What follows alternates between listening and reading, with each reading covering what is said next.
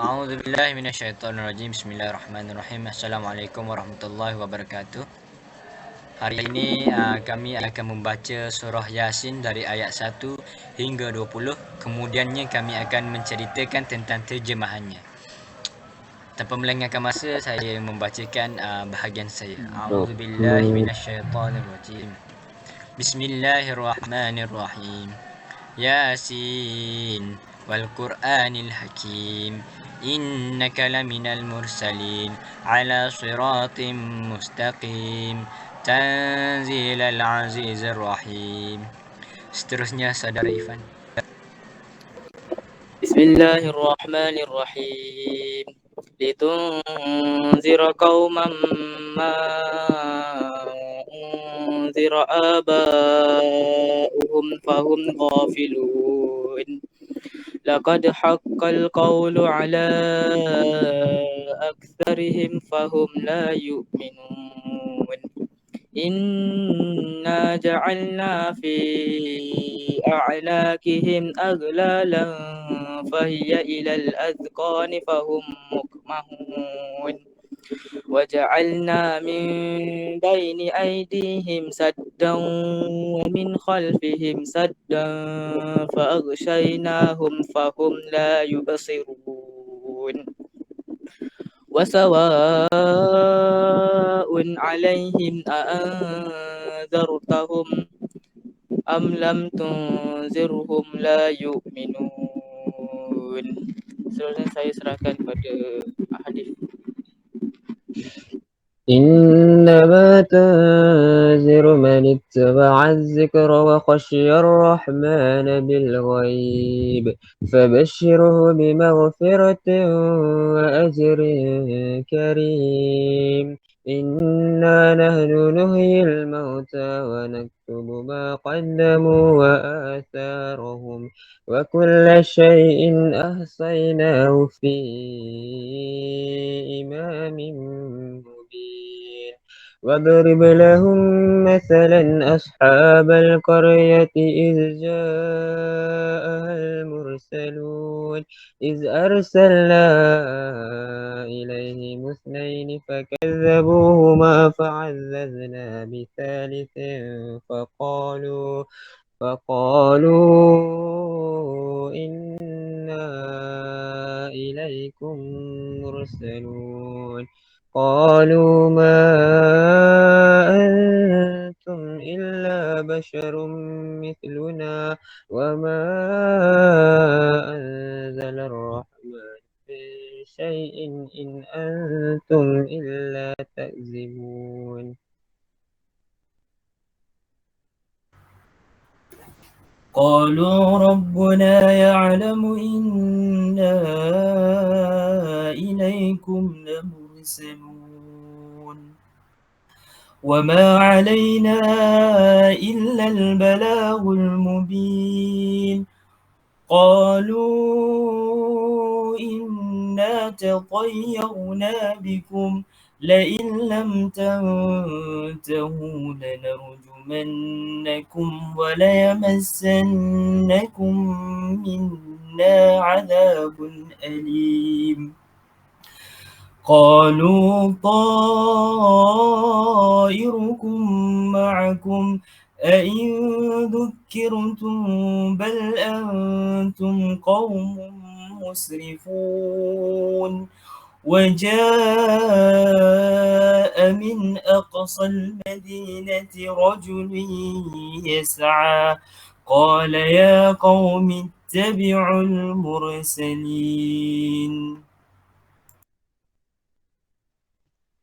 اتبعوا من لا يسألكم أجرا وهم مهتدون وما لي لا أعبد الذي فطرني وإليه ترجعون أأتخذ من دونه آلهة إن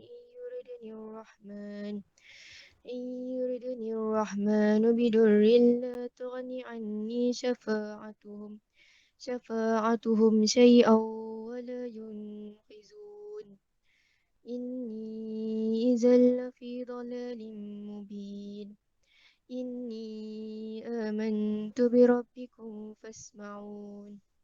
صدق الله العظيم.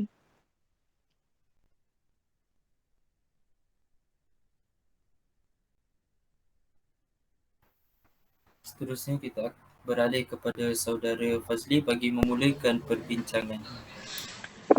Assalamualaikum warahmatullahi wabarakatuh. Perbincangan kita hari ini ialah perbincangan saya lah pada hari ini ialah pengenalan surah Yasin. Surah Yasin ini merupakan surah yang ke-36 dalam Al-Quran, merupakan mengandungi 83 ayat dan merupakan surah Makkiyah. Surah ini ialah menceritakan 3 perkara, iaitu perkaranya menceritakan tentang negara Antakiyah, cara mengesahkan Allah, dan menceritakan tentang risalah Nabi dan wahyu Allah itu adalah benar.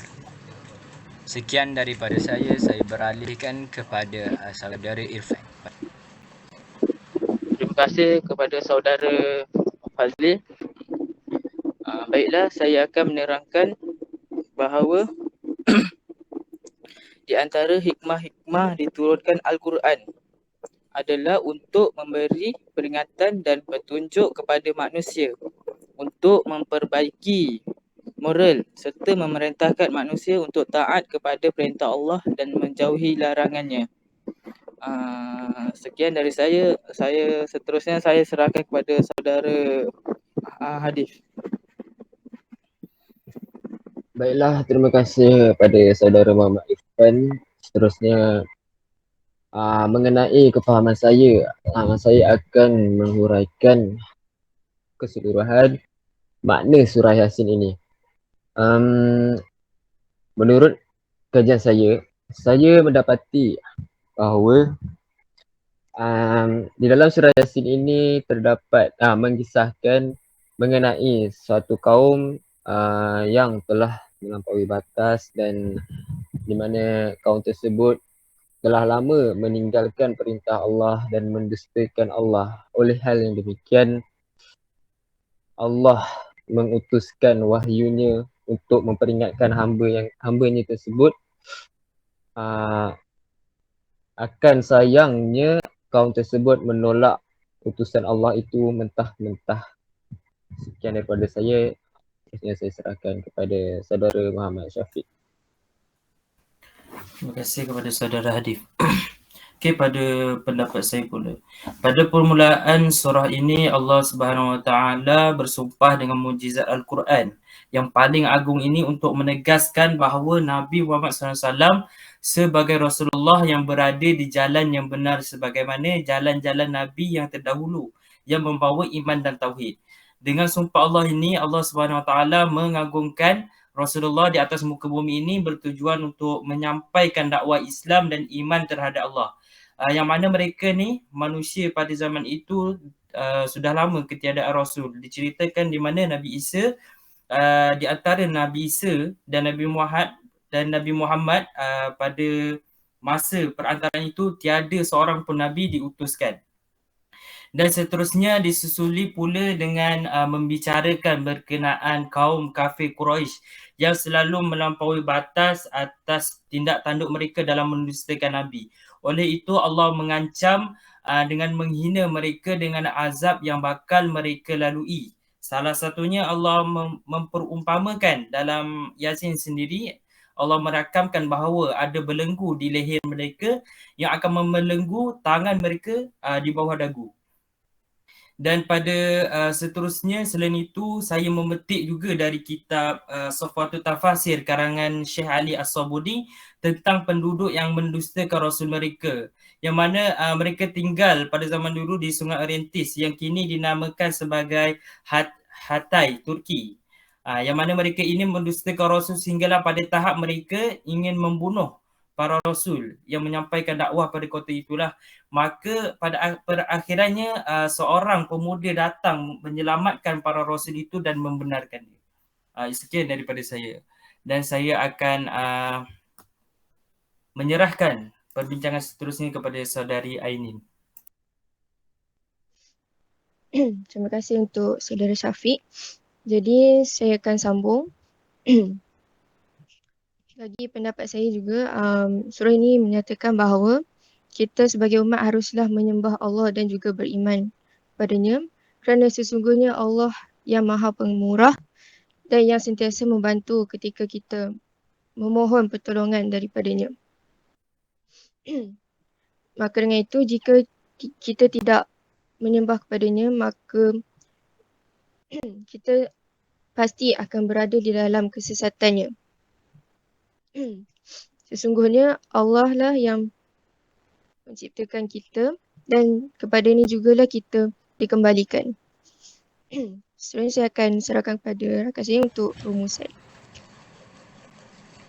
Begitulah bahawanya perbincangan kita pada hari ini.